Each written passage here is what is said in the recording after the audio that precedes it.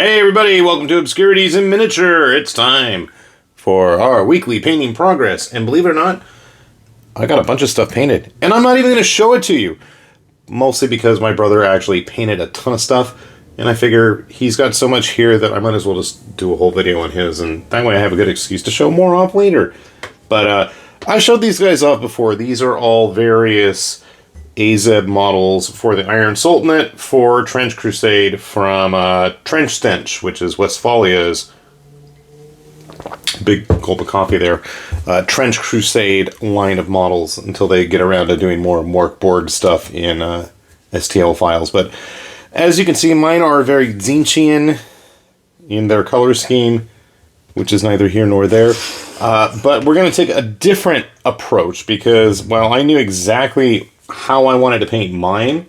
I've shown you guys before, but I kind of used this one Raging Heroes model for inspiration. He took his in a very different route, and I almost feel like it's Menoth colors if you substituted the purple magenta-ish color with a red.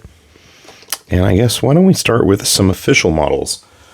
Alright, here is one of the official Factory Fortress Trench Crusade Janissary models. I'm going to say he did a nice job here. They're quite shiny, quite impressive, look really good. Dyed like they were made of paper.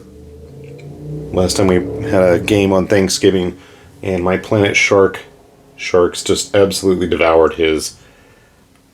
Poor Muslims. It was a sad tragedy.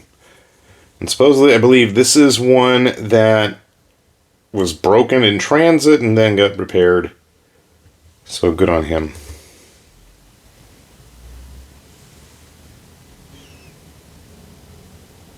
Nicely painted, nicely detailed. I mean, the official models are pretty nice. I gotta give them credit. Curious to see what we get when they eventually get around to doing plastics, if we get plastics of them.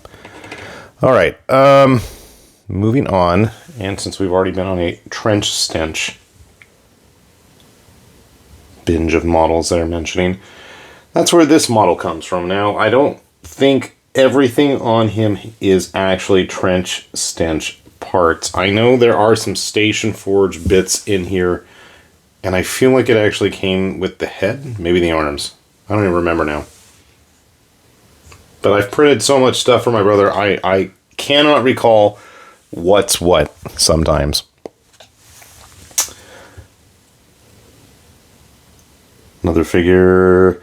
I want to say this is a Papsicles guy. If you guys want to chime in the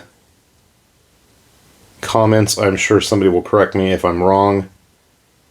Possibly Sparkletrout himself, but I'm pretty confident this is a Papsicles figure. And kind of the fun thing about a lot of these things is you really can use them for whatever you want, right? That's half the fun.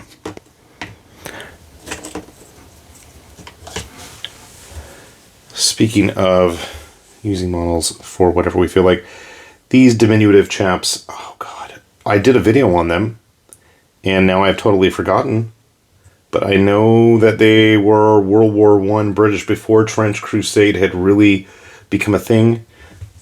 I will have a link in the comments description area, so the fact that I'm stammering over it at the moment, don't let that fret you, because I will have a explanation of where to get them. But they are a little bit on the small side.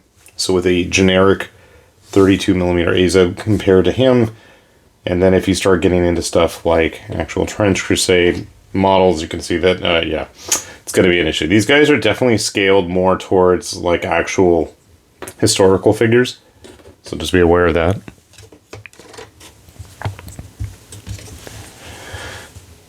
Now, these, I believe, were one of the ones I had a hard time recalling. I want to say these were from Mr. Jar. Yes, that is the official name. Where these were discovered and how, I can't tell you, but honestly, that's half the fun of this channel, is finding new and interesting figures to complement, supplement, and expand upon ranges of models that we may already own and collect and use. So both these guys came from the same set, and as I said earlier, we'll have those links so you can hunt down these figures yourselves. Shoot. Well, there was a top half of this bow here in his hand. I'm going to catch some flack for that. It survived everything else. This is an assassin model from Kitech. Obviously, I'm going to have to go fix that. But, yeah, I know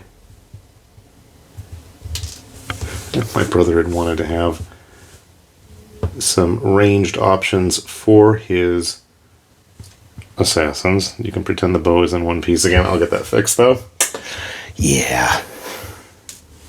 Sometimes, you know, I can drop a printed model on solid concrete from a good 6 feet up, and there's no issue. I could tap it, you know, 3 centimeters away from my finger and things snap. So there's no telling half the time.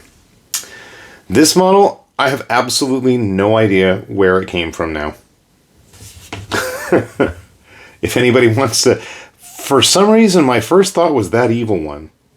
Or possibly a mix of the Maker's Cult models, parts. In fact, maybe that's where I'm headed now with this. I feel like it might be from parts made by Maker's Cult. If anybody wants to confirm or deny, I'd be more than happy to toss that in to the comments. He is a bit on the shorter side, though. So I'm not even sure. Like I said, if you have any ideas, put them down below, because I have no clue now. And finally, we have these guys. They were used as dervishes, and believe it or not, they're actually Song of Ice and Fire models. I say they, and I'm only showing you one, but there's actually 3 of them here.